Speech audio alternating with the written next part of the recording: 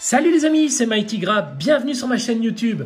On se retrouve aujourd'hui pour une troisième rétro-view. Alors, petit rappel, qu'est-ce qu'une rétro-view pour ceux qui n'auraient éventuellement pas vu les deux autres? Mais tout simplement, une rétro-view, c'est une vidéo de la même manière qu'une preview, mais d'une ancienne figurine. Une figurine, en l'occurrence aujourd'hui, qui date de 2009. Une figurine que je n'ai pas eu l'occasion de présenter dans le passé sur ma chaîne YouTube.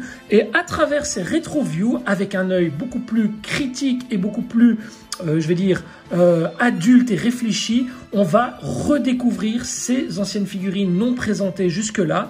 Et on va essayer ensemble de voir si ces figurines, il y a encore moyen d'en faire quelque chose au niveau du posing, etc. aujourd'hui. Alors, toujours une vidéo d'accompagnement de montage, une vidéo dans laquelle on va découvrir les points forts, mais également les points faibles des figurines, tout simplement. On va peut-être avoir des pétages de plomb, on va peut-être avoir de grosses émotions. Ce sont vraiment des vidéos qui sont tournées de la même manière que les previews, avec énormément de spontanéité, vraiment dans le but de partager un maximum avec vous. Alors, beaucoup de succès pour la précédente rétro-view d'Orphée de la Lyre, donc personnage qui a fait son petit succès.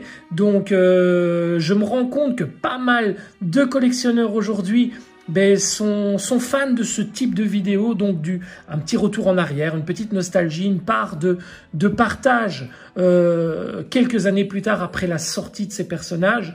Et aujourd'hui, je vous propose de découvrir ensemble, de redécouvrir ensemble ce personnage énorme dans tous les points de vue, au niveau de la taille, au niveau des couleurs, au niveau de la gamme de produits, etc. Il s'agit de Thor de Fegda de Gamma.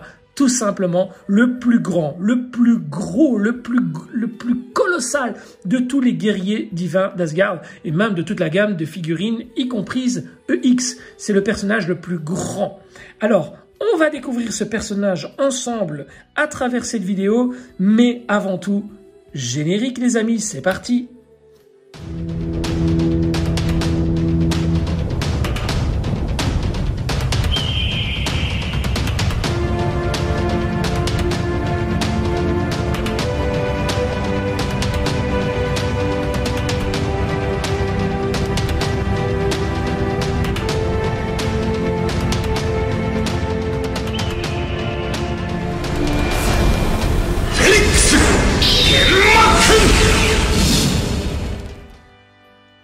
Alors les amis, la première chose qu'on peut dire à propos de cette figurine de Thor, c'est waouh, la boîte est pesante et énorme. Regardez la grosseur de cette boîte.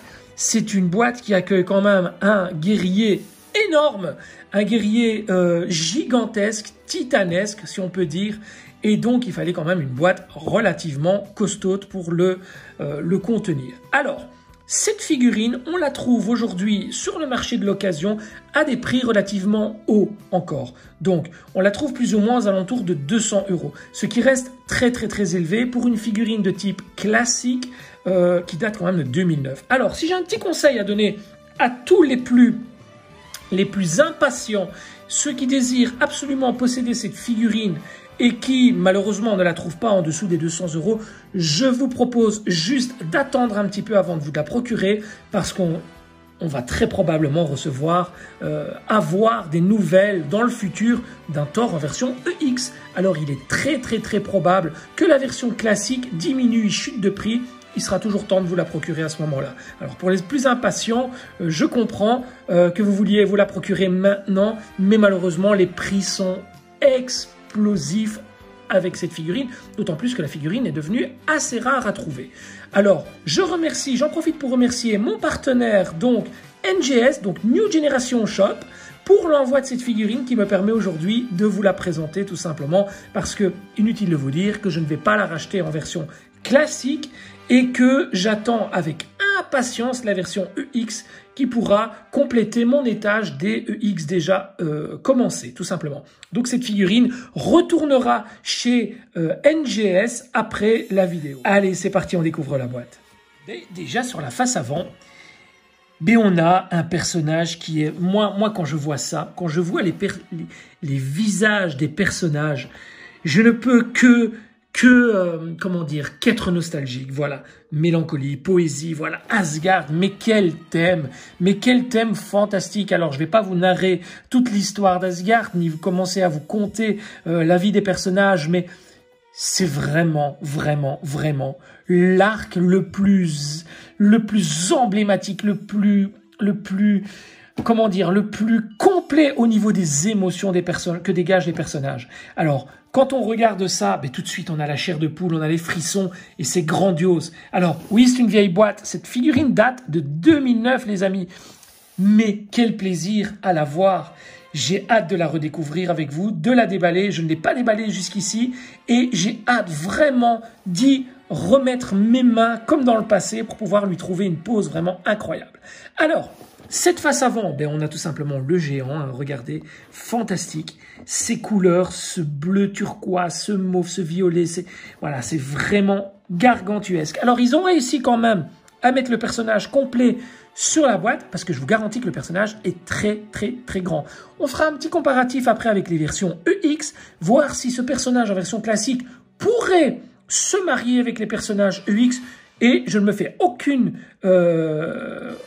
peur là-dessus. Ce personnage pourra aisément se marier avec les versions X tellement il est grand.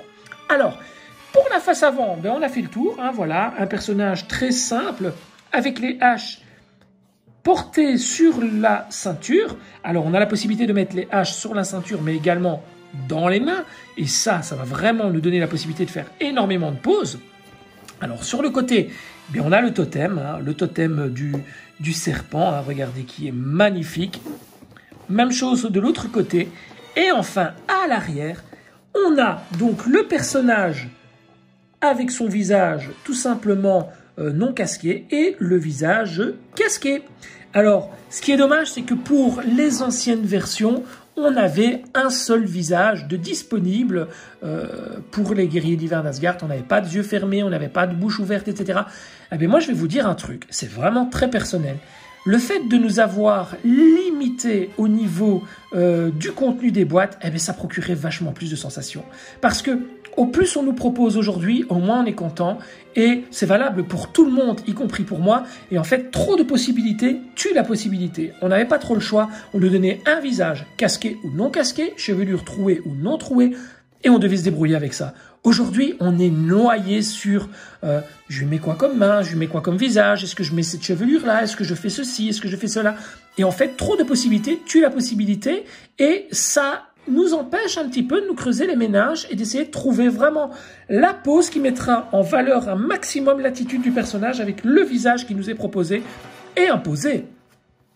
Donc voilà, ça c'était le seul visage qu'on avait pour cette figurine. Alors inutile de vous dire que les versions EX font totalement la différence en nous proposant toute une série de visages qui sont tout simplement gargantuesques et qui nous proposent vraiment un large panel de mouvements, de poses et de mise en scène différents. C'est vraiment génial.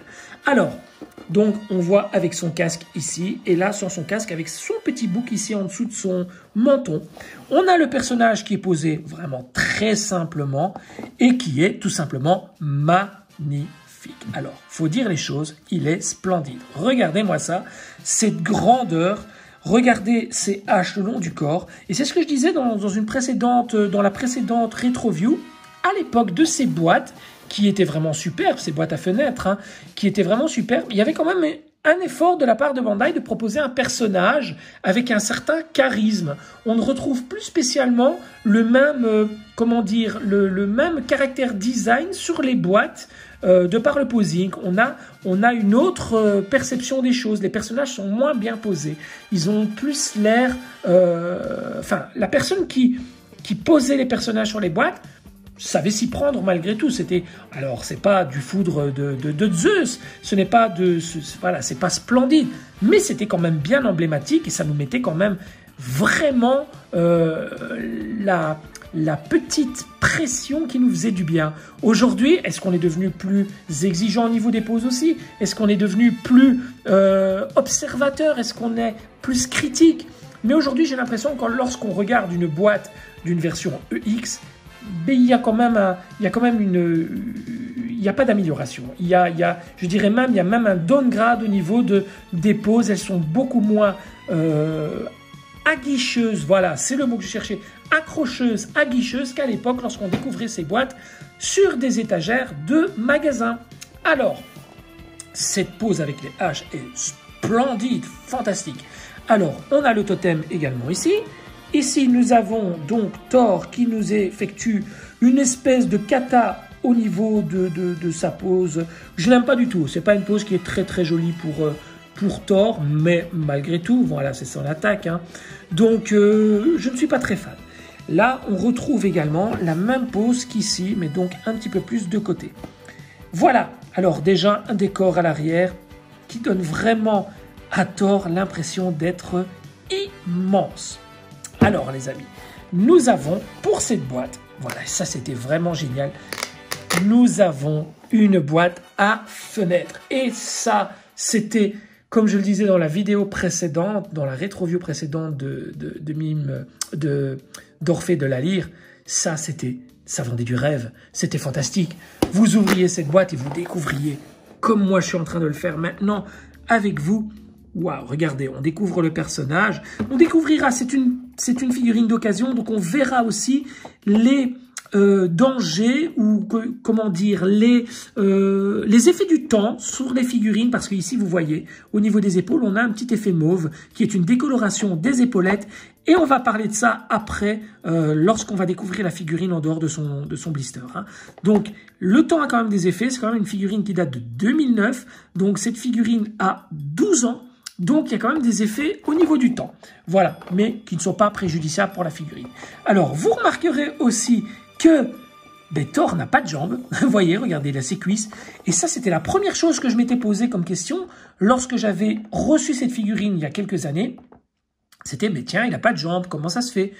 Est-ce que ces jambières viennent se fixer sur ses cuisses? Est-ce qu'il n'a pas de jambes? On se pose la question quand on découvre ça et on se dit, tiens, il y a un problème. Mais en fait, non, il est tellement grand que ses jambes sont pliées sur elles-mêmes. Je vous montrerai ça dans quelques instants. Voilà. Et ça, c'était vraiment génial de découvrir des boîtes à fenêtres comme ça qui nous permettaient vraiment de découvrir le personnage. Et on se voyait déjà monter le personnage, le manipuler, mettre les pièces. C'était un appel. C'était un appel à l'achat, c'était un appel à l'aide. Ce personnage nous appelait en nous disant « Viens monter mon armure sur mon corps, ne me laisse pas sur cet étalage de magasin et viens m'acheter. » Voilà, c'était génial. Ces boîtes à fenêtres, c'était quelque chose de grandiose. Vraiment un retour en arrière, vraiment quelque chose qui nous rappelait les vintage à fenêtres aussi. Et c'était vraiment quelque chose qui me faisait complètement vibrer, et que malheureusement on ne retrouve plus aujourd'hui. J'aimerais vraiment que Bandai, à l'occasion, nous sorte une figurine peut-être exclusive, peut-être une hors-série ou quoi, avec ces fenêtres. J'aimerais bien retrouver ces fenêtres. Ou pourquoi pas peut-être sortir une boîte à l'ancienne, comme ça, un peu vintage, un peu old school, un peu comme ça, avec une nouvelle figurine EX, mais une boîte à fenêtres. J'aimerais beaucoup ça. Voilà les amis, je vous propose d'immédiatement déballer la boîte ensemble et de découvrir le blister. Et ce que je vous disais tout à l'heure, c'est regarder à l'arrière. Vous voyez, les jambes sont pliées sur elles-mêmes. Donc là, on a deux blisters. Voilà. Et regardez, les jambes sont pliées sur elles-mêmes. Ce personnage est immense, hein, les amis. Je ne pense pas qu'on aura besoin d'utiliser le zoom de la caméra pour pouvoir le découvrir, tellement il est grand. Alors, on va ouvrir l'autre boîte, l'autre côté. Et là également, nous avons deux autres blisters, mais on va les découvrir, rassurez-vous. On va sortir la notice de la boîte, on va ranger la boîte sur le côté, voilà. Alors, j'adore faire des vidéos de type rétro-view. Les amis, je kiffe ça, mais quelque chose d'incroyable. Alors, voilà, je mets tout sur le côté et on découvre ça avant de découvrir les blisters sans leur couvercle. Alors, regardez le contenu. C'est génial. Alors, ce petit bruit comme ça quand on manipule, j'adore aussi. Voilà, regardez le casque, etc. Le personnage. Voilà, super. Alors, ça, c'est le premier blister. On a donc le second à l'arrière, donc avec une partie du totem, etc. Le bouclier. Voilà, la tige. Ah oui, oui, oui, on en parlera de ça aussi après. Je vous expliquerai.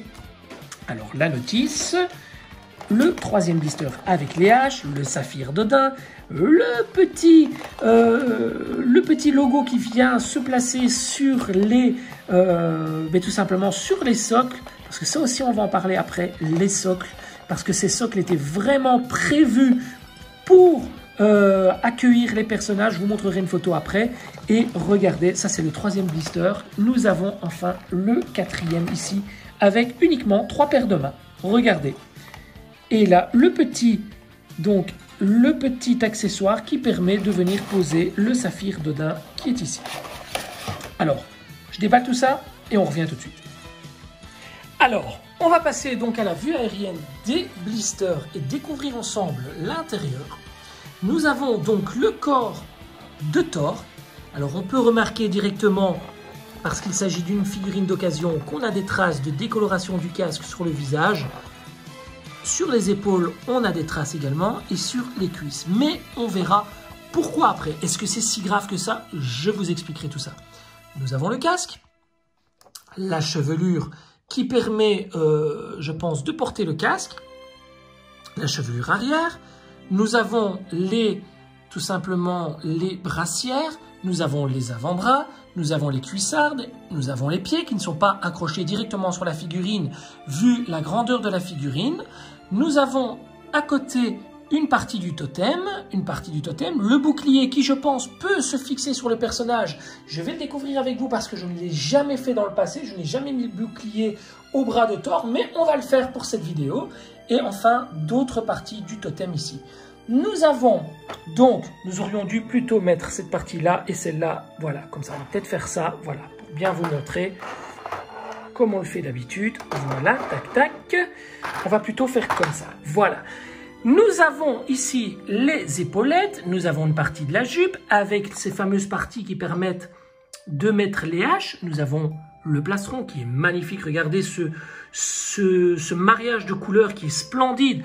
Le saphir d'Odin, le petit logo qui vient sur le socle où il fait écrit Odin, tout simplement, regardez, magnifique.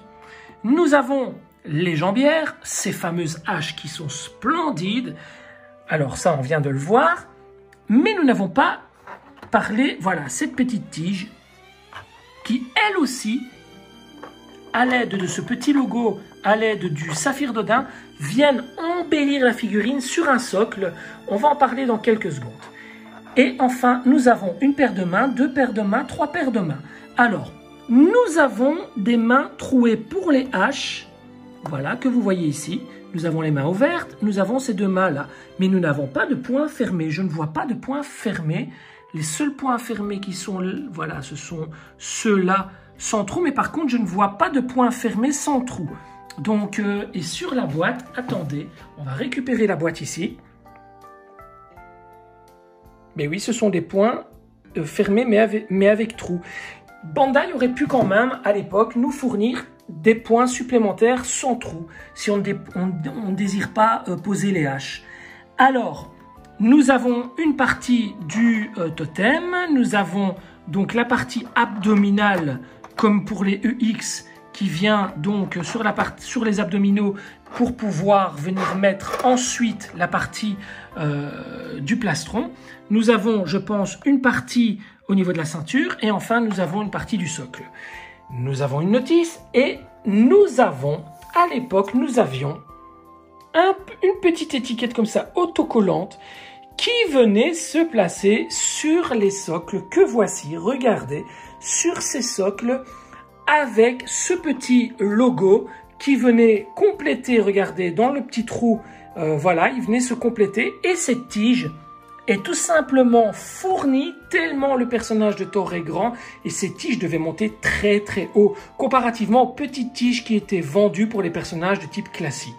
Là, dans la boîte, Bandai avait pensé à nous mettre une grande tige parce que Thor était beaucoup trop grand pour tenir avec les petites tiges fournies avec les socles. C'était une très très bonne idée. À l'époque, on était quand même gâtés par de petits accessoires comme ça qui nous permettaient vraiment de poser nos personnages du mieux possible. C'est parti pour la découverte de la notice, les amis.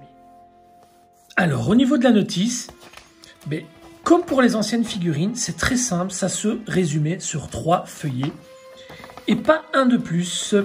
Alors, on avait donc sur la première page tout ce qui était montage du totem. Regardez, voilà, on a vraiment le montage. Ce qui était marrant, c'est que le totem se montait à peu près de la même manière que sur le personnage parce que on avait donc pour ce totem une partie qui ressemble au buste donc de Thor tout simplement. Et regardez, ça se montait dessus.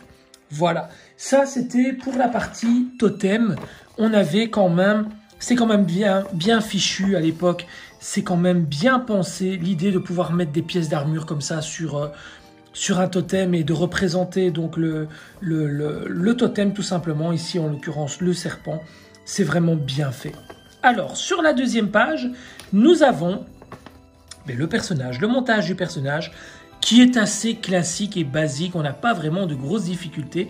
Et alors ici, très sympathique, voilà, on a ce fameux bouclier qui va venir se poser dans la main et qu'on va découvrir ensemble aujourd'hui parce que je ne l'ai jamais posé, très honnêtement, et ce serait peut-être une bonne chose de le poser, tout simplement. Et là, nous avons un petit... voilà, nous avons une illustration de ce fameux socle que je vous parlais tout à l'heure, avec la possibilité de mettre le saphir d'Odin ou le logo. Malheureusement, je n'ai pas de socle à portée de main, mais ça aurait été sympa d'en avoir un, j'aurais pu vous montrer tout simplement. Alors, petit détail également, regardez pour le socle, eh bien, les haches viennent se mettre en dessous de la partie qui accueille tout simplement, regardez, cette partie au niveau du totem, regardez cette brillance magnifique, eh bien en dessous vous pouviez venir mettre les haches tout simplement. Je ne comprends pas pourquoi... un peu comme à l'image de l'armure d'Odin, donc de cette fameuse armure, pourquoi on devait mettre des pièces en dessous, on pouvait mettre des pièces en dessous. Je trouve ça un peu ridicule, à moins qu'il y ait des gens dans le passé qui ne gardaient pas les boîtes et qui voulaient coûte que coûte mettre toutes les pièces sur le totem pour ne pas en perdre. Je ne vois pas vraiment la raison de devoir mettre les haches en dessous, très honnêtement. Voilà, ça c'était pour le personnage, donc pas de grosses difficultés pour le montage, mais on va quand même garder la notice à portée de main.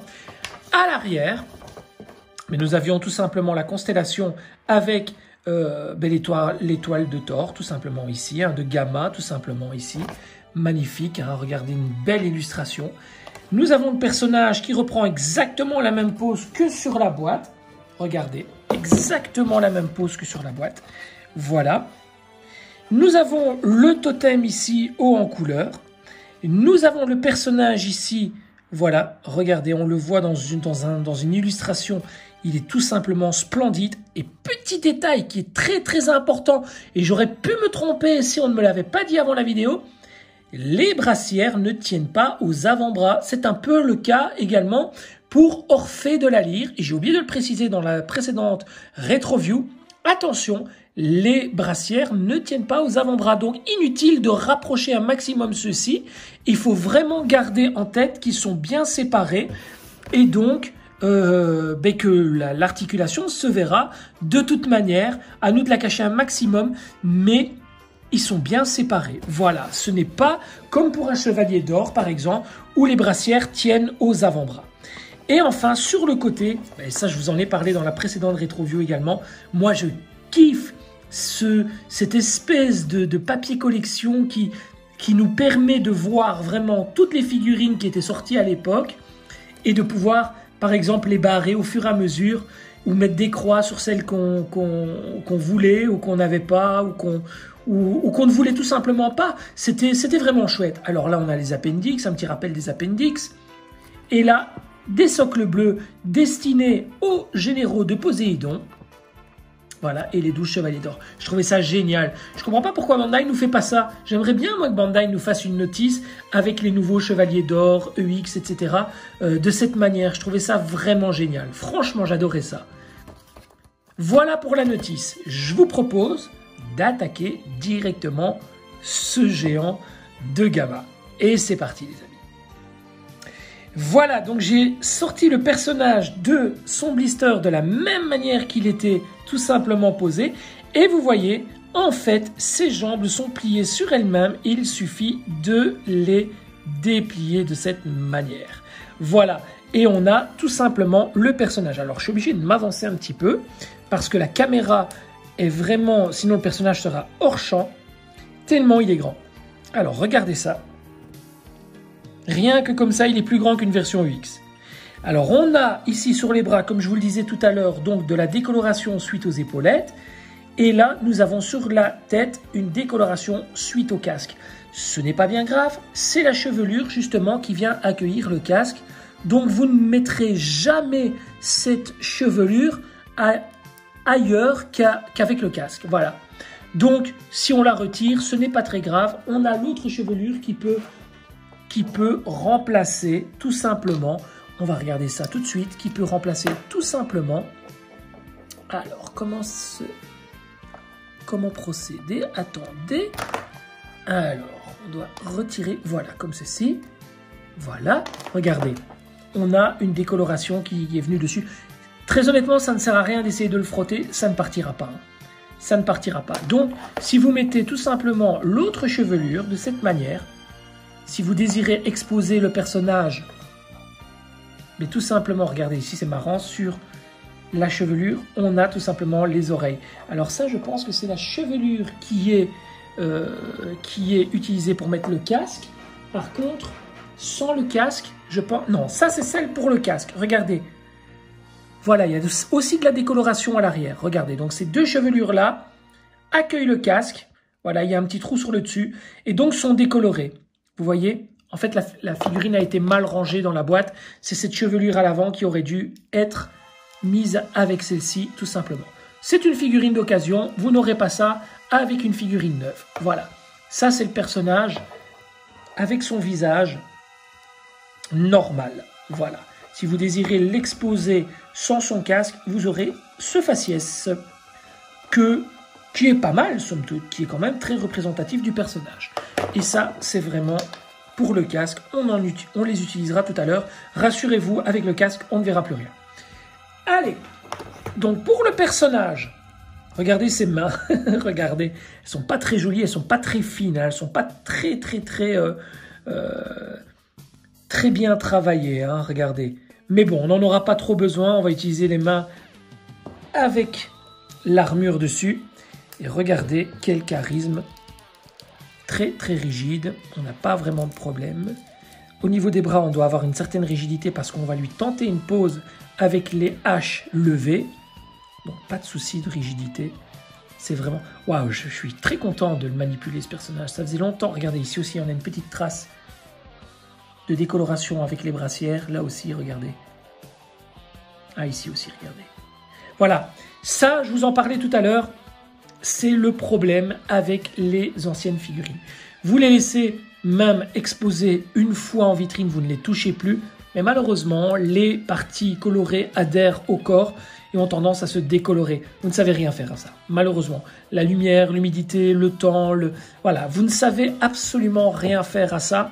Et malheureusement, lorsque vous achetez une figurine d'occasion, fréquemment, vous aurez ce type de souci. Alors, n'en voulez pas aux vendeurs de vous vendre une figurine qui a ce genre de tâches, ce n'est pas de sa faute. Alors, ça n'a absolument aucune influence sur le montage de la figurine avec son armure. Donc, rassurez-vous, on n'a pas du tout de problème avec ça. Donc, soyez indulgents. Si un jour vous achetez une figurine d'occasion et que vous avez ce genre de traces, ce n'est nullement la faute du vendeur. Et voilà, ne réclamez pas une réduction pour ce genre de choses. C'est indépendant de sa volonté. Maintenant, si vous l'achetez en neuve, vous n'aurez évidemment pas ce souci.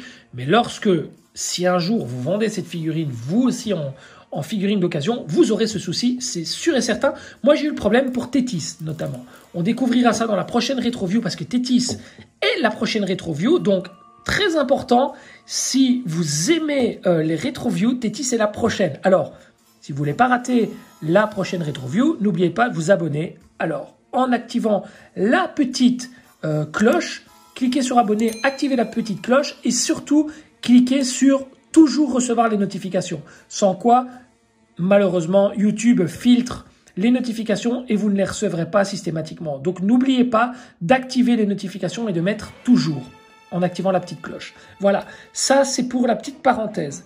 Alors les amis, je vous propose de passer directement au montage de la figurine. Donc comme d'habitude, on va retirer les mains. Voilà.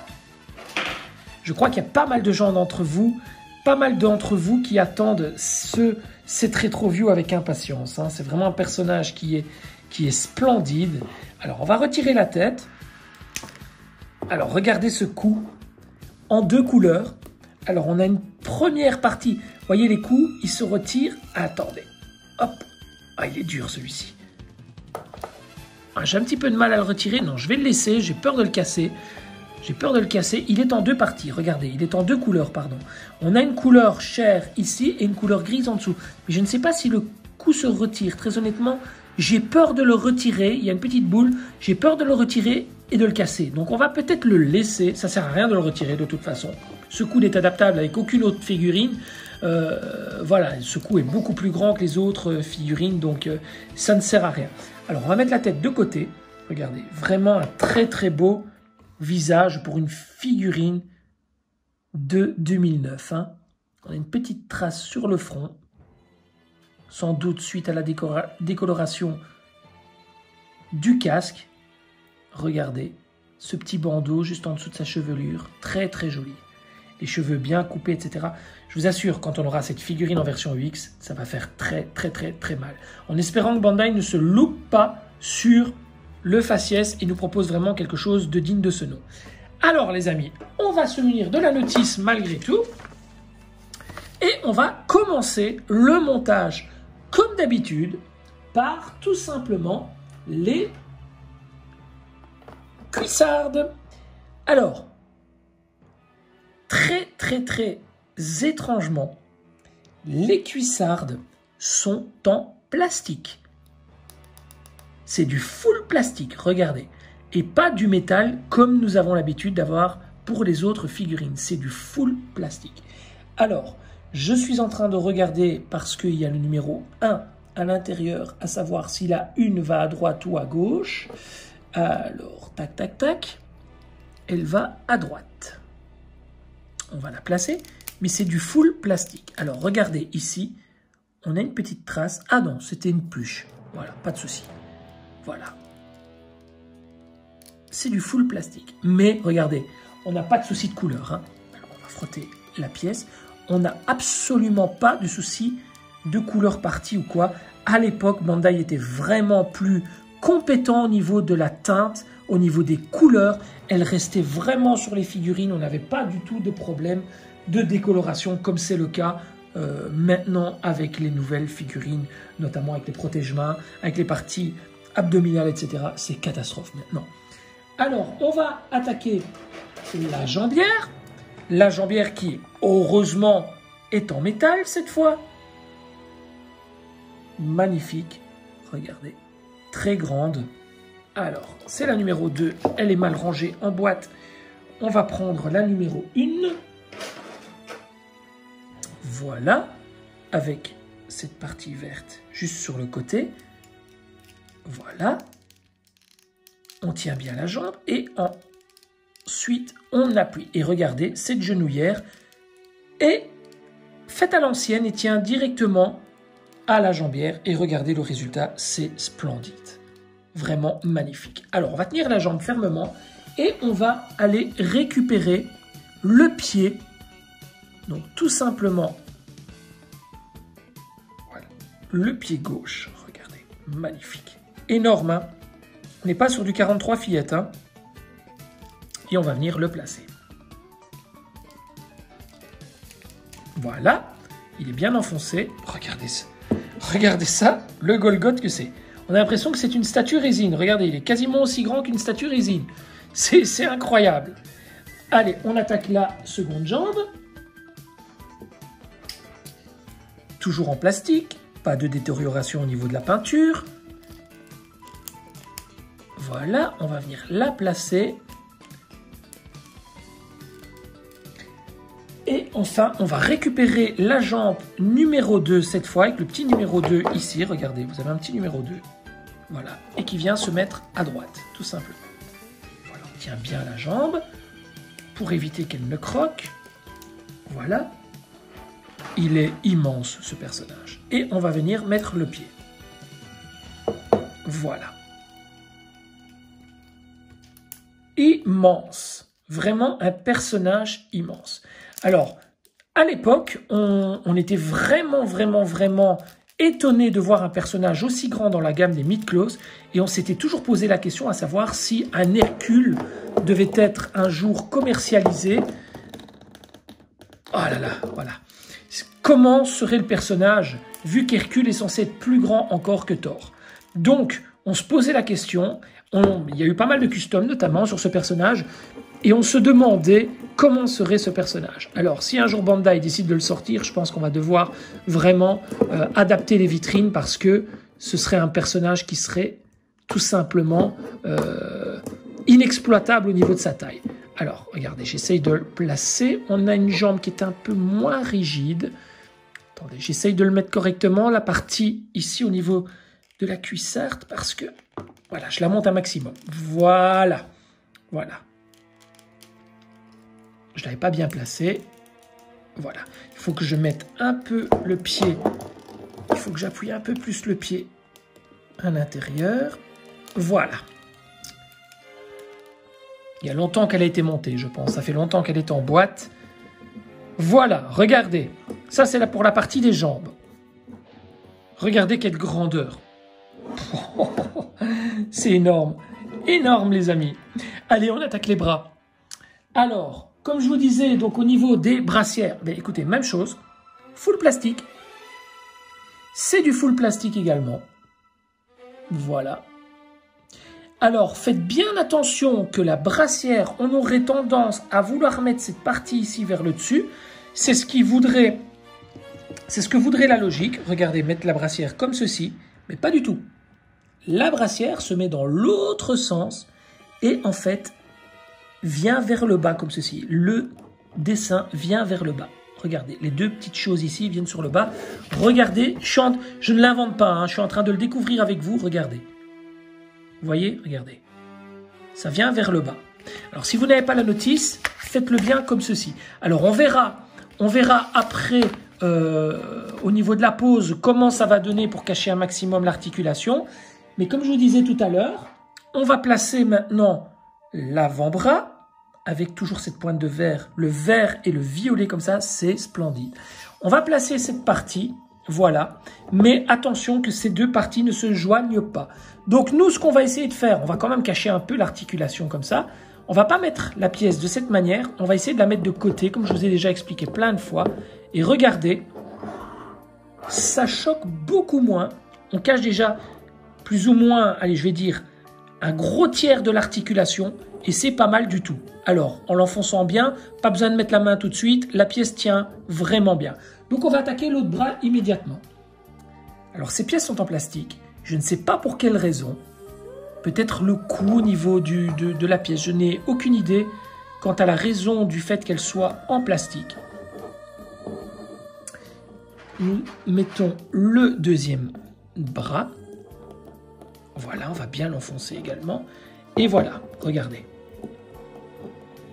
Je pense qu'on peut même le lever plus haut. On va essayer vraiment de le mettre plus haut. Voilà, regardez. On va faire comme ça.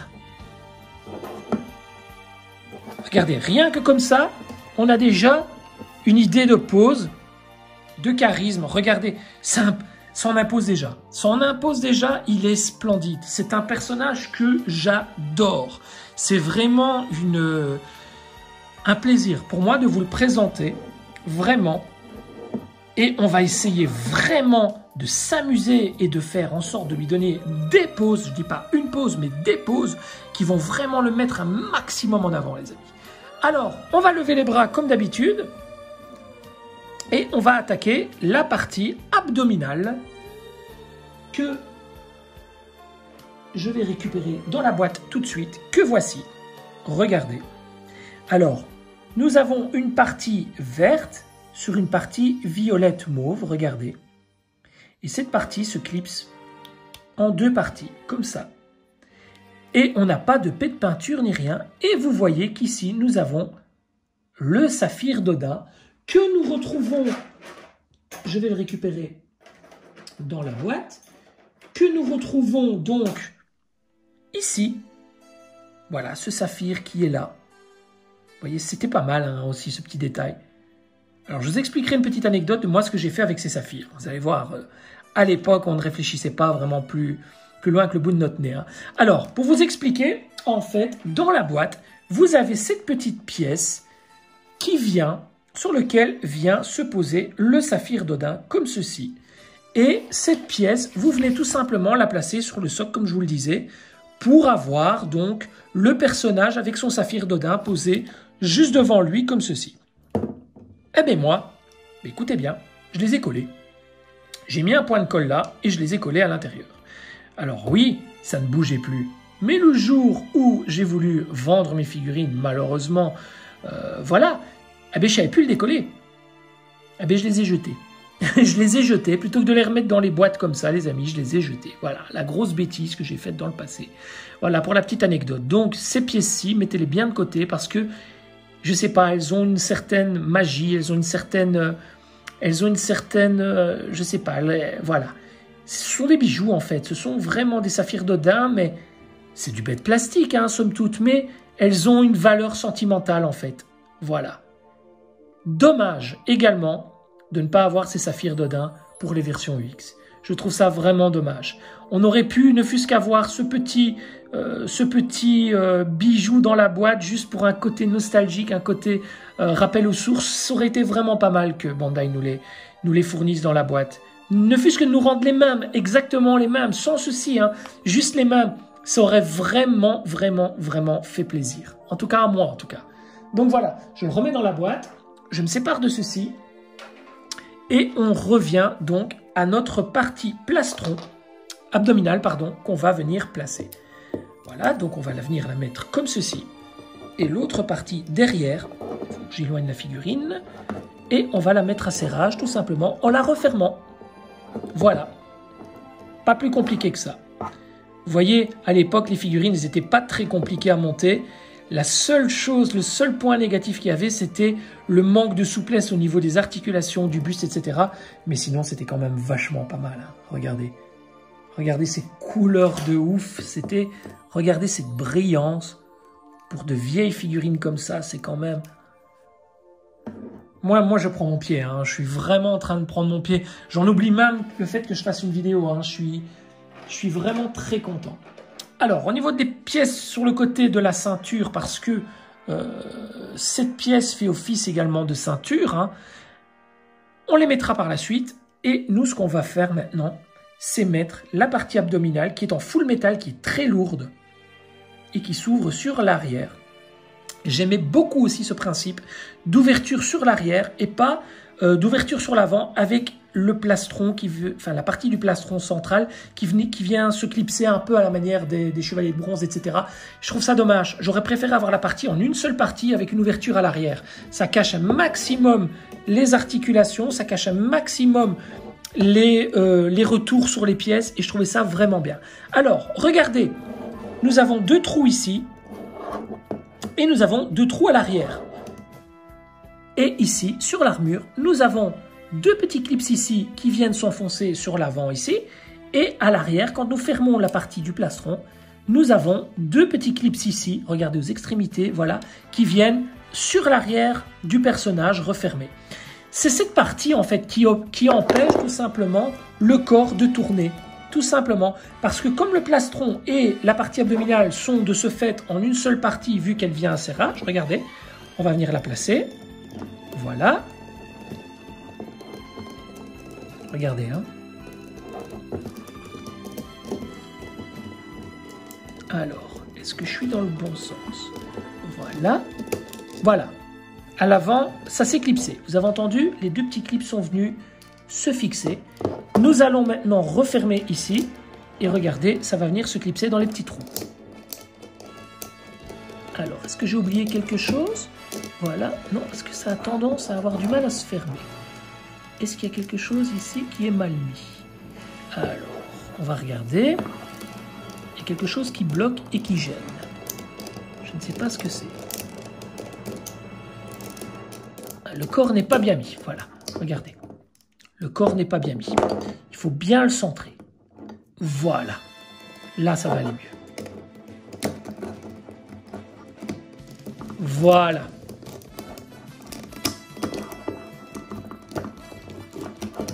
Ah, j'ai fait quelque chose qu'il ne fallait pas. Attendez, on va regarder. Qu'est-ce que j'ai fait? Là, oui, il est bien fixé. Par contre, sur l'avant, ça a tendance à ne pas vouloir se fixer. Pour quelle raison? On va chercher cette petite contrariété ensemble. Voilà, pourtant, le corps est bien fermé. Voilà, la partie abdominale est bien fermée, d'accord. Elle est bien redescendue. Est-ce qu'il ne faut pas mettre cette partie à l'arrière avant de la fixer à l'avant? Non, c'est l'avant. C'est l'avant qui vient avant. Attendez. Tiens, que se passe-t-il?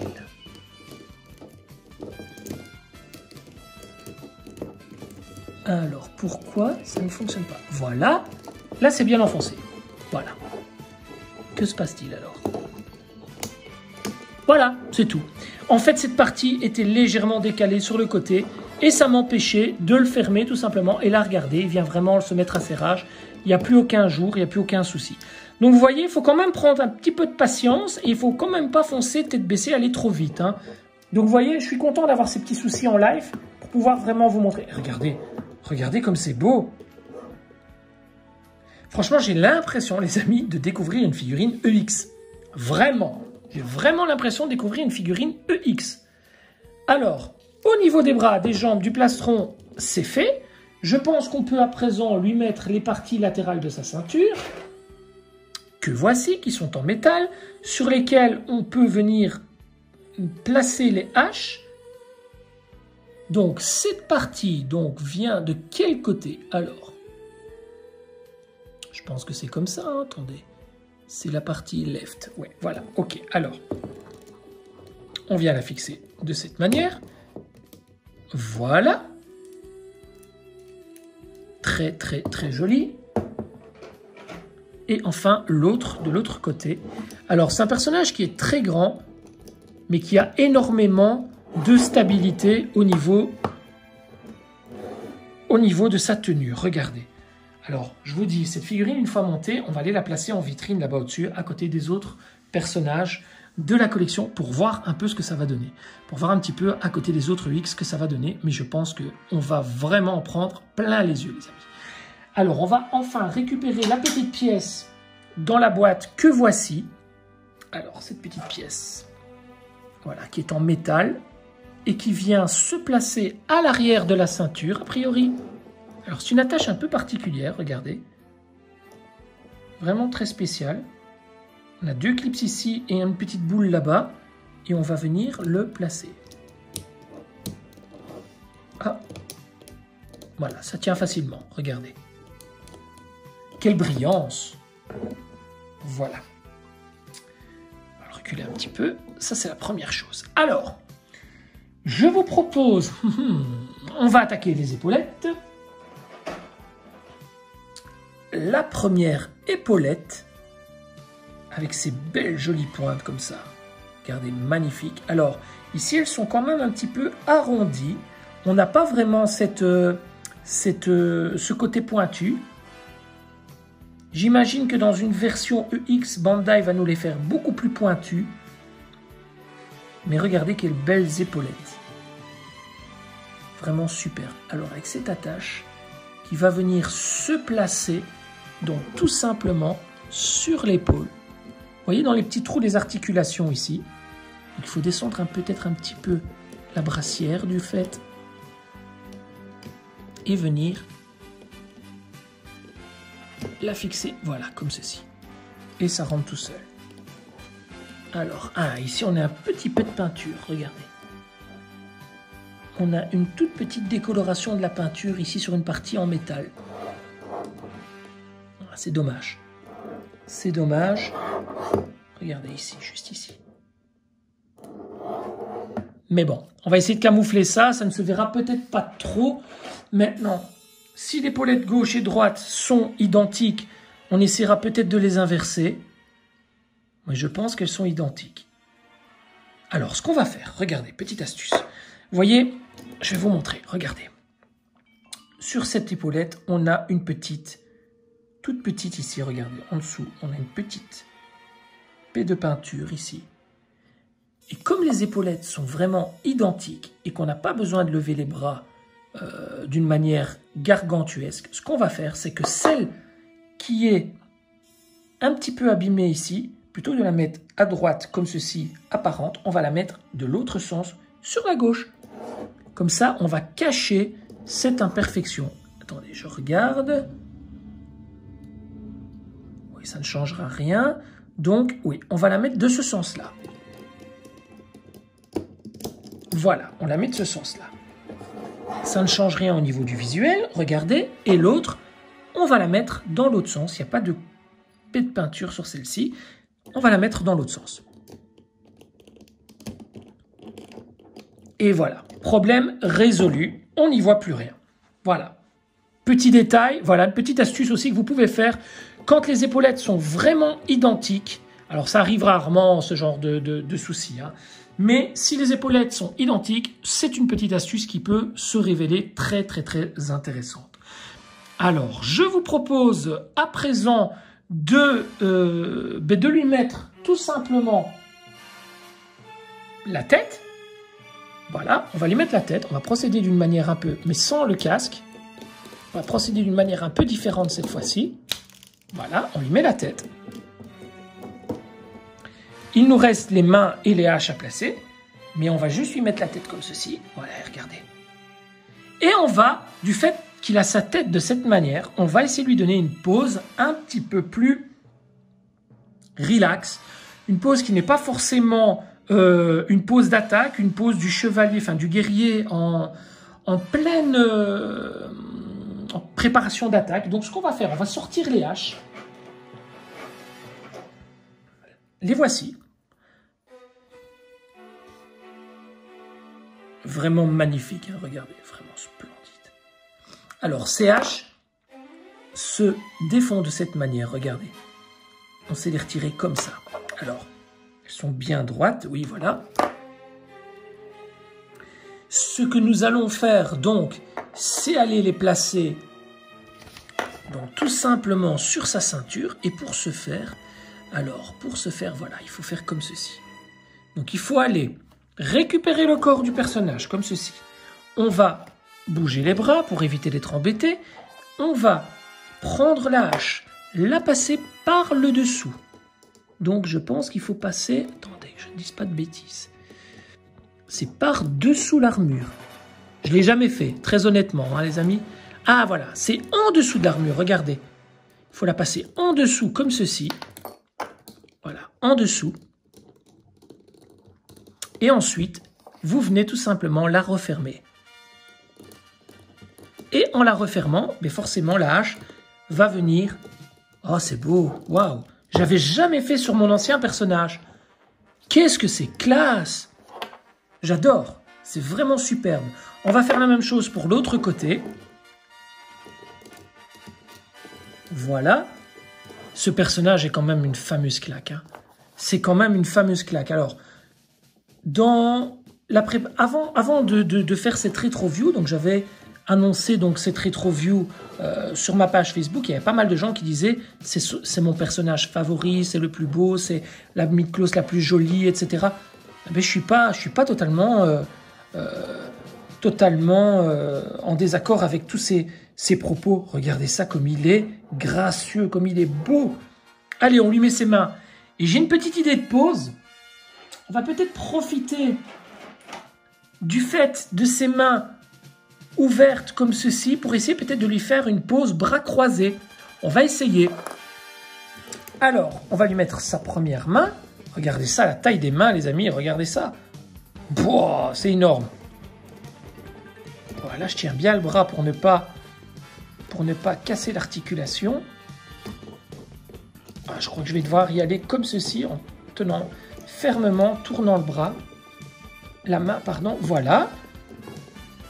Regardez les mains. Énorme. Énorme. Alors, on est déjà dans le posing, les amis, hein. On est déjà dans le posing, hein. Alors, on va essayer de faire quelque chose. Oh, il est dur. Au niveau, l'articulation au niveau des mains est très très dure. Alors, on va essayer de tourner pour avoir plus facile. Ça a tendance à partir. Oh là là là là là là. Alors, attendez, parce que... Voilà, elle est rentrée. Ouf! Voilà, donc le personnage a perdu un petit peu de sa pose.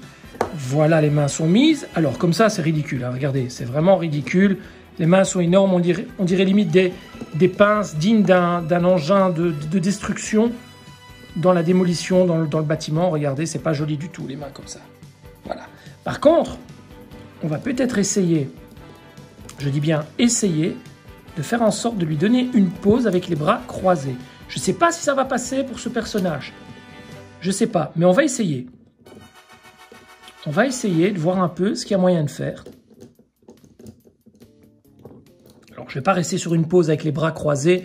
Rassurez-vous, c'est juste un essai parce que j'ai une petite idée en tête d'un truc qui pourrait bien passer. Voilà. Attendez, c'est pas top. Voilà. On va essayer de faire ça. On va essayer d'améliorer tout ça. Ramener un peu le visage. Et voilà, on va essayer de faire un truc un peu comme ceci.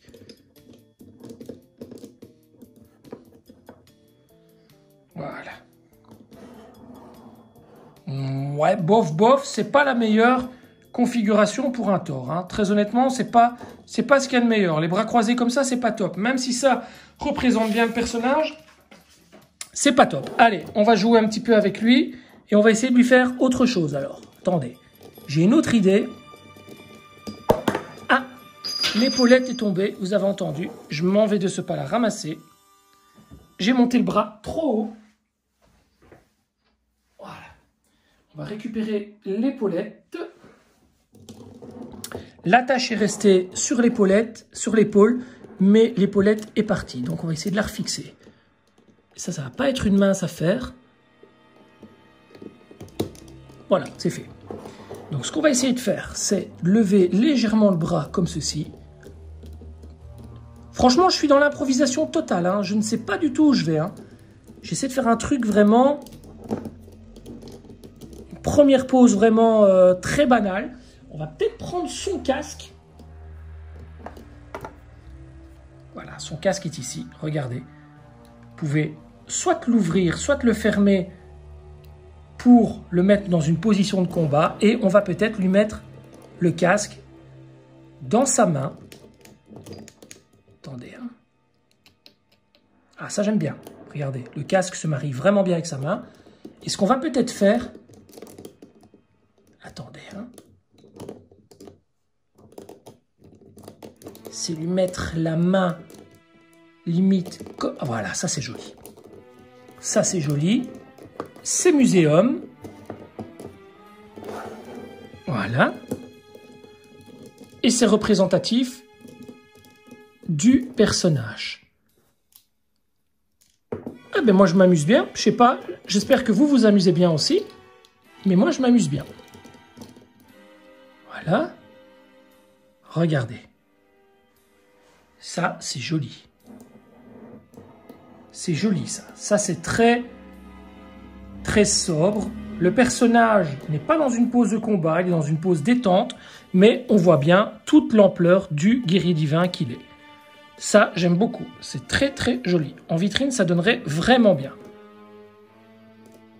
Alors, ce que je vous propose de faire, c'est de le mettre en vitrine, tout simplement comme ça, pour vous montrer. On fait déjà un premier jet. Je vous le mets comme ça en vitrine et on découvre ça ensuite. Voilà, je vous montre vraiment rapidement comme ça. Alors, je l'ai mis en dessous près des chevaliers de bronze V2X, comme ça. Alors, bien évidemment, ça, on va le découvrir après. C'est la petite surprise de la vidéo. Je l'ai mis en dessous. Évidemment, prochainement, les guerriers divins descendront d'un étage et Thor ira forcément sur l'étage du dessous. Il est trop grand pour aller sur les deux autres étages. Donc, il sera probablement sur cet étage-là en version EX, mais bien plus grand encore. Mais regardez, ça ne choque pas du tout. Regardez le contraste entre les versions EX et la version mid-close classique de Thor, mais ça ne choque absolument pas. Maintenant, ça c'était vraiment pour dire d'essayer. On lui tente une pose avec ses haches et son casque. C'est parti. Voilà, retour sur la terre ferme. Alors, je vous fais vraiment ça en live, hein. Donc, on va lui retirer ça. On va évidemment lui retirer ses mains. On va remplacer ses mains par les mains au poing fermé. Alors, assez dur au niveau des articulations, bon sang. Voilà. En plus, c'est pas évident pour moi parce que je dois passer mes mains au-dessus de la caméra. Donc, imaginez, c'est pas comme si je serrais la figurine contre mes cuisses. Voilà. Donc, c'est pas évident. Ce que je veux vraiment tout faire avec vous, c'est le but de cette vidéo. C'est pas le but juste de monter la figurine et d'en profiter personnellement, de vous poster des photos. Non, c'est vraiment de faire tout ça avec vous. C'est vraiment un moment de partage. Les rétro-views, c'est vraiment un moment de découverte de figurines ensemble, comme si vous étiez, vous, devant la figurine. Voilà, le point ça a été. Vous voyez, ce que je vous disais tout à l'heure, c'est dommage qu'on ait uniquement des points avec des trous. On aurait pu avoir des points sans trous pour vraiment... Parce que regardez, quand on pose le personnage, voilà, ça c'est sa fameuse attaque. Vous voyez, ça donne pas très joli, quoi. Je n'ai pas peaufiné plus que ça, mais ça donne pas très joli. On voit les petits trous sur le côté, j'aime pas trop. Alors, avant de lui mettre donc ces haches, on va d'abord les retirer donc, de sa ceinture. Voilà. Même chose de l'autre côté. Voilà. On se sépare des autres mains. On se sépare de cette chevelure car on va lui mettre le casque. Voilà. Vous entendez ce bruit de la figurine qui a tendance à craquer quand on la manipule. Le bruit du plastique. Voilà. Voilà. Ça, c'est une chose. Et enfin, on va lui mettre son casque. Mais avant de lui mettre son casque... Oui, non, on va lui mettre son casque. Alors, pas très compliqué. Il suffit de lui appuyer sur la tête, comme ceci. Alors, on va essayer de bien lui mettre droit, parce que là, regardez, ça ressemble à rien. Là, il a vraiment l'air d'avoir bu un coup. On va lui mettre correctement. Alors, la tâche ici n'est pas bonne. Alors, oui, il faut regarder aux petits détails parce que au niveau de son casque, regardez, il n'est pas mis droit. Donc ici, dans le fond, il faut bien aller le mettre droit. Bien le placer parce que sinon, ça ne va pas le faire.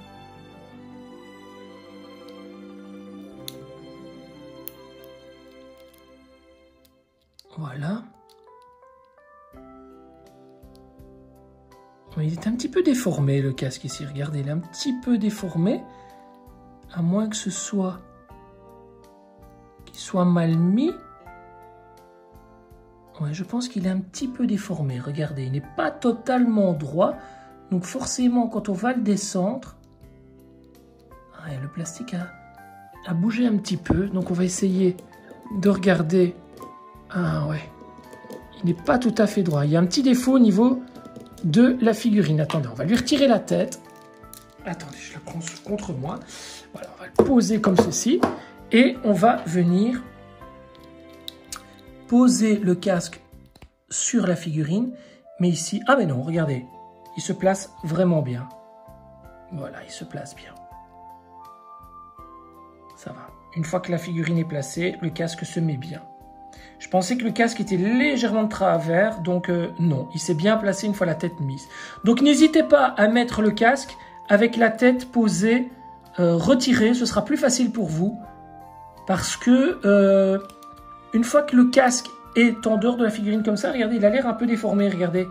Et en fait, à l'intérieur, en fait, il y a beaucoup de jeu, donc il peut se placer n'importe comment. Tandis que quand vous appuyez forcément le casque sur la tête, mais le casque est obligé de se mettre correctement finalement, regardez. Il vient, voilà, regardez. Ça vient s'appuyer fortement. Alors, petit détail également, ne placez jamais votre figurine avec le visage comme ça. C'est pas beau. Comme ça, c'est pas beau. Votre personnage, voilà, ça c'est une petite astuce pour Thor. Vous devez, coûte que coûte, le placer légèrement comme ceci. Regardez là. On ne doit plus voir ses yeux, regardez. Là, regardez le charisme qu'il a. Alors, je vais vous montrer sur le personnage. Je vais vous montrer quand vous placez sa tête. Alors, on va l'appuyer correctement. Voilà. Quand vous le mettez comme ça, mais il ressemble à rien.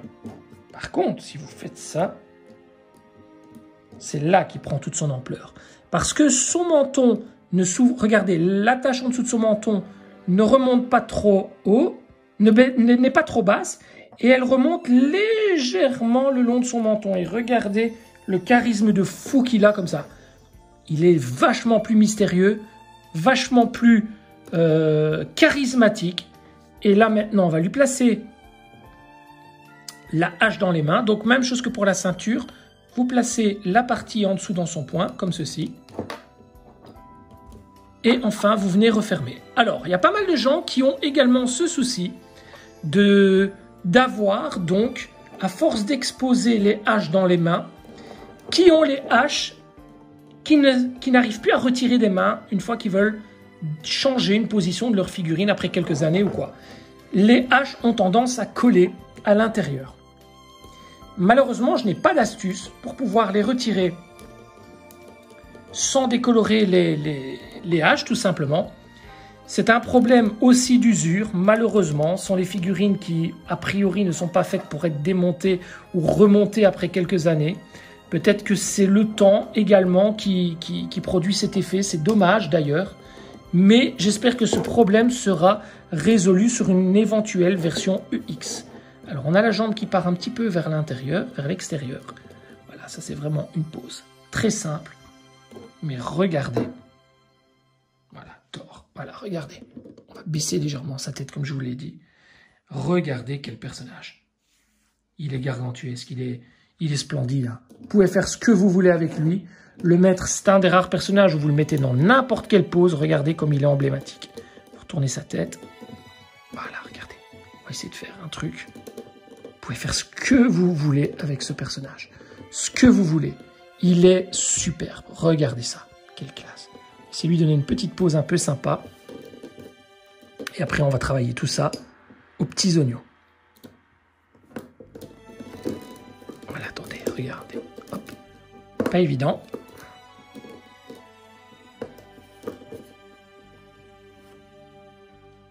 On va le tourner. Regardez ça. C'est pas beau ça? C'est pas une belle pose? Très simple, mais tellement représentatif de Thor. Magnifique. Regardez quel beau personnage. Alors, moi, une pose que je m'étais amusé à faire dans le passé, c'était celle-ci. Alors, on va essayer de faire en sorte que l'épaulette ne sorte pas, ne tombe pas. Moi, j'avais fait ça. J'avais mis la hache derrière sa tête. Donc, pour faire ça, on va cacher l'articulation. On va essayer de cacher un maximum l'articulation. Voilà. J'avais fait un truc comme ça. Regardez.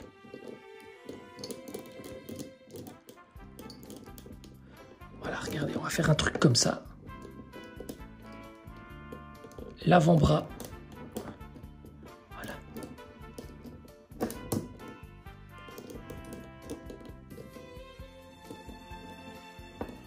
On va tourner un peu sa tête comme ça. Ah, je m'amuse, hein, les amis. Je suis un peu silencieux, mais je m'amuse. Voilà, regardez. Regardez ça. Oh, oh, oh, oh, c'est beau ça. Regardez. Je décroche la caméra et je vous montre ça tout de suite. Voilà, petit réajustement. Regardez un petit peu ce que ça donne. Regardez un petit peu ce Golgoth. Regardez. Vous voyez ce que je vous disais avec le regard légèrement vers le bas, ça donne vachement mieux. Il a beaucoup plus de charisme. Regardez, voilà. C'est pas mal, hein. C'est une pose qui est assez simple à faire. C'est pas du tout compliqué. Regardez. Vous mettez juste la hache comme ça, juste derrière. Une pose de guerrier au repos. Allez, on modifie ça légèrement et on tente un autre truc. Alors, deuxième pose. Là, on a vraiment l'impression que le personnage il va vous bondir dessus. Regardez. Voilà, c'est vraiment une pose qui est impressionnante, j'ai envie de dire. Vraiment l'impression que le personnage, dès qu'il va vous balancer ses haches, vous allez morfler. Regardez, il est pas mal du tout comme ça, j'aime beaucoup. Belle pose aussi qui pourrait être muséum. qui est très sympa. J'ai envie de poser un personnage d'Asgard à côté en version EX. On va faire ça tout de suite. Voilà, regardez. Ça choque absolument pas, hein, regardez. On a le EX à côté du classique. Ça ne choque absolument pas. Bon là, il a l'air vachement grand parce qu'il a les bras vers le ciel. Mais on va le poser dans une pose un peu plus traditionnelle. Et vous allez voir, ça ne choque absolument pas. Donc si vous voulez vraiment vous procurer cette version de Gamma avant la version UX, vous pouvez très bien la proposer, la positionner en vitrine à côté des guerriers divins en version UX. Ça ne choque absolument pas, les amis. Allez, je bouge la pose pour qu'on ait un résultat un peu moins haut au niveau des bras et on trouve un truc super sympa. Bon, regardez, ça choque pas, hein. Ça choque pas du tout, hein. Vous pouvez le prendre, le mettre un peu derrière. Ça choque pas, hein. Elle est belle, hein, cette pose. Regardez. Ça choque absolument pas, hein. J'adore ce personnage. J'ai vraiment hâte qu'il le sorte en version EX. Alors, vous voyez ce que je vous avais dit avec sa tête toujours abaissée pour avoir l'impression que les dents du casque sont à la place de ses yeux. Et c'est là que vous avez tout le rendu du personnage. Regardez comme il est beau, comme il est charismatique, emblématique, et comme les couleurs se marient bien avec Dub d'Alpha. Regardez. On pourrait très bien croire que cette version est une EX, hein. Allez, on essaie en vitrine, les amis. Voilà, les amis. Alors, je vous montre un petit peu ce que ça donne à côté du Pégase V2X. Mais regardez la taille, etc. Lorsqu'il sortira en version EX, nul doute qu'il ira sur cet étage, plus à gauche, pour mieux laisser paraître les autres personnages. Mais regardez, on a déjà une idée du rendu de ce que ça pourrait donner, hein, dans une pose dite muséum. Regardez comme ça donne bien. C'est pas mal, hein. C'est vraiment beau, hein. Et dire que la version UX sera encore plus grande. Vous imaginez un petit peu ce que ça va donner. Très honnêtement, c'est un personnage qui est splendide. Une fois qu'il sera avec les autres guerriers divins, ça va vraiment être superbe. Très honnêtement, si aujourd'hui je collectionne encore les figurines, c'est aussi et grâce à cette série de guerriers divins Asgard UX qui sort.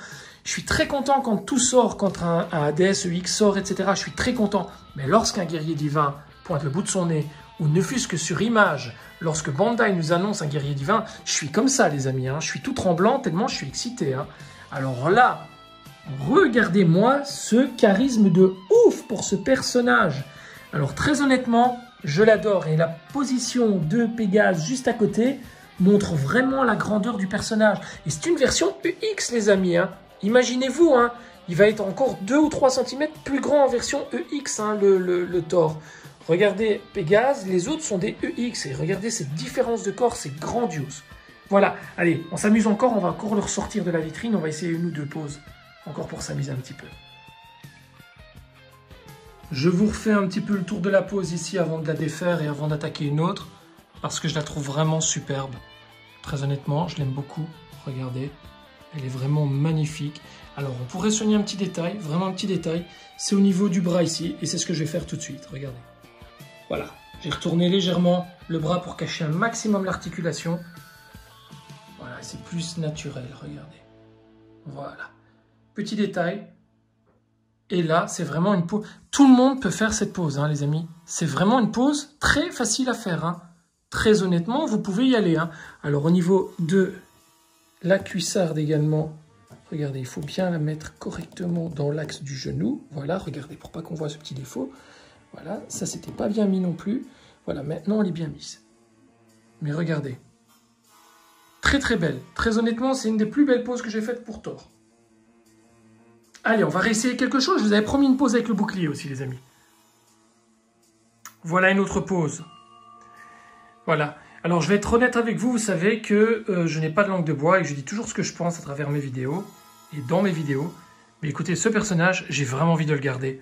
J'ai vraiment envie de le garder, de le mettre en vitrine en attendant la sortie de la version UX. En fait, il est tellement agréable à manipuler, il est tellement agréable à poser. Franchement, les amis, on ne se rend pas compte quand on a 50 millions de figurines en vitrine, quand on ne sait plus quoi faire de ces figurines, on ne se rend pas compte à quel point on peut parfois avoir des figurines de qualité. Et c'est vraiment dommage parce qu'on n'en profite pas comme on devrait en profiter. Et là, très honnêtement, mais acheter des figurines et les poser dans des poses muséum comme je le fais là, mais c'est offrir des milliers de possibilités de s'amuser encore et encore. Un jour, vous sortez une figurine de vitrine, ben vous la posez et voilà, l'inspiration parle, etc. Quand vous posez les figurines sur des décors, ici je prends l'exemple d'une Soumé, bon on n'a pas trop le choix, c'est une statue comme ça, mais vous prenez des figurines, vous les mettez dans des décors, eh ben vous ne les bougerez plus, ou très peu, parce que vous allez toujours avoir peur de casser l'aspect général du truc et tout, tandis que là, vous prenez une figurine, vous la sortez, eh ben c'est un renouveau. Regardez, j'avais refait la pose de Saga, je pensais qu'elle était vraiment magnifique, l'ancienne pose, et là j'ai refait une pose, eh ben, je trouve l'autre pose que j'avais faite, mais vraiment d'un niveau mais médiocre, comparativement à celle-là. Eh ben, c'est pareil pour les figurines comme ça. Et je vous assure, je suis en train de me contenir. Et là, je vous parle en toute franchise et toute honnêteté. Je sais que je vais avoir des retours de médailles là-dessus et que je vais avoir des revers de médailles pardon, là-dessus. Je me tâte à refaire un full set, les amis. Je me tâte à remettre des guerriers divins, pas des guerriers divins, des aciers, des argents, pourtant j'aime pas les argents, des spectres, etc. Tellement je m'amuse à faire des poses de type muséum, à poser mes figurines de cette manière, etc. Parce que je suis vraiment dans l'individualité du moment avec le personnage. Je me retrouve en face à face avec le personnage. Je n'ai aucune idée d'aller le placer sur un décor, aucune idée de le mettre en vis-à-vis avec d'autres personnages. Je ne pense qu'à lui. Je ne pense qu'au personnage devant qui je me trouve. Et ça me permet vraiment de laisser parler ma créativité, ma spontanéité et mon envie du moment à 100%. Et regardez, quand je vois des poses comme celle-là, écoutez, j'adore. Dites-moi que cette pose n'est pas belle, très honnêtement, sans prétention, en toute humilité, sérieusement. Mais c'est à la portée de tout un chacun. Regardez, c'est une pose qui est très facile à faire. Il n'y a pas de gros travail. Vous mettez le personnage avec les jambes bien posées, bien à plat. Vous mettez les bras le long du corps, légèrement pliés comme ceci. Regardez. Et regardez le résultat de face. Alors oui, il y a des petits défauts derrière, au niveau des épaulettes, etc. Mais vous ne sauriez pas faire autrement.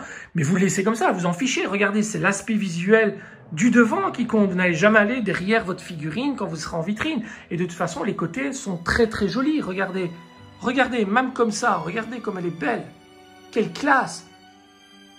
Allez, on retente un autre truc. Franchement, je suis très content de faire ces rétro-views. Je retrouve une partie de mon passé, je retrouve une partie de ma passion que je pensais perdue et oubliée avec les anciennes figurines. Et très honnêtement, ça me régale. Merci à vous de continuer à me suivre, à me faire confiance et pour votre fidélité parce que grâce à vous, je m'éclate. Je m'éclate. Très honnêtement, la prochaine figurine sera Tétis à présenter. Je vous la présenterai en rétro-view. On va se régaler, les amis. On va se régaler, je vous le promets, on va se régaler. Allez, on repart sur peut-être une dernière pause. Allez, c'est parti. Voilà une autre pause. Voilà un peu plus de côté. Regardez, elle est très jolie aussi. Donc celle-ci, elle vous permet vraiment d'aligner les autres personnages sur un espace très limité parce qu'en la mettant de 3/4 comme ça, vous gagnez forcément en place. Regardez, très très belle. Et j'ai fait cette pose parce que ça va me permettre de dévier sur une autre pose avec le bouclier que je vous avais promis de vous montrer. C'est parti, je vous montre ça tout de suite. Alors perso, le bouclier, je ne l'ai jamais placé, donc je découvre avec vous. Donc en fait, c'est un système comme ceci qui vient tout simplement se planter dans la main, donc dans le poing. Voilà, c'est pas plus compliqué que ça. Allez, je place ça tout de suite. Donc je vous montre, hein, voilà, ça se plante comme ça dans la main, regardez. Aussi simple que ça.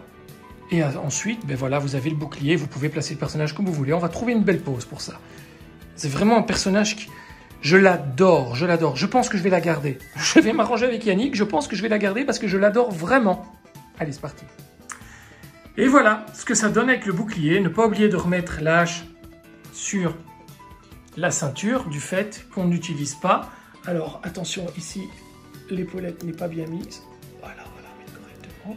Voilà, une main, c'est pas évident. Voilà, regardez la pose avec le bouclier. Ça tue, hein. Ça tue tout, hein. Regardez, c'est beau, hein. Même avec le bouclier, c'est exceptionnel, hein. Regardez, ça donne vraiment bien. Regardez cette classe. J'adore ce personnage et je vais le conserver. Très honnêtement, Fallait pas que je commence à faire des rétro-views, les amis, parce que là, c'est mal barré pour moi. C'est mal barré. Regardez cette classe de personnages. Waouh, ce Thor, sans conteste, fait partie des plus beaux personnages de la gamme Senseiya Miklos EX confondus. Il est superbe. Alors, ça n'a rien à voir avec sa grandeur, ça a à voir tout simplement avec son charisme. Bandai, vous n'avez pas intérêt à vous foirer sur la version UX. Hein. Si vous avez fait du 10 sur 10 avec cette version, vous devez au minimum faire du 10 sur 10 avec la version UX. Hein. Pas question de faire moins bien. Il est juste splendide. Splendide, les amis. Voilà. Ben écoutez, moi je pense que cette vidéo arrive à son terme. Je suis très très content d'avoir pu vous présenter cette figurine de Thor de Gamma qui est simplement somptueuse. Et voilà, je n'ai pas de mots tellement... C'est comme une première fois pour moi. J'ai autant de plaisir, voire plus de plaisir à redécouvrir ce Thor que ce Hades, par exemple. Pourtant, ce Hades, j'ai pris du plaisir. Hein. Mais très honnêtement, voilà, je suis sous le charme. Je suis sous le charme parce que c'est de la nostalgie, de la poésie, c'est un retour aux sources. C'est magnifique. Alors évidemment, il y a moyen de peaufiner. Je vais le garder dans cette pose parce que je vais tirer quelques photos après, les amis. Donc, voilà. Ben écoutez, c'était Mighty Gra pour la rétro-view de Thor de Gamma sortie en 2009 pour petit rappel. Je vous donne rendez-vous pour la prochaine vidéo rétro-view qui sera celle de Tétis qui est prévue la semaine prochaine. Et je vous donne également rendez-vous pour la vidéo de preview de Iki du Phoenix en version V2 EX Revival qui sera également prévue d'ici une petite semaine voire 15 jours. Donc voilà, une petite vidéo qui pourra éventuellement en intéresser quelques-uns. Une vidéo où l'armure Broken n'est pas fournie, mais on essaiera de voir s'il y a des différences et voir si ça en vaut vraiment la peine. En tout cas, très honnêtement, cette figurine coûte aux alentours de 200 € sur le marché de l'occasion. J'ai envie de dire, pour les plus impatients, foncez parce qu'elle en vaut vraiment la peine. Pour les plus regardants et les personnes qui préfèrent attendre la version UX, ben attendez, tout simplement, j'imagine que Bandai ne pourra pas se tromper sur cette figurine qui est complètement incroyable et somptueuse. Les amis, à très très bientôt. Longue vie à Senseiya, partagez toujours en étant heureux et faites attention avec le Covid derrière. On n'est pas sorti de l'auberge et nous ne sommes pas des guerriers divins. Les amis, à très très bientôt et je vous embrasse. Ciao ciao.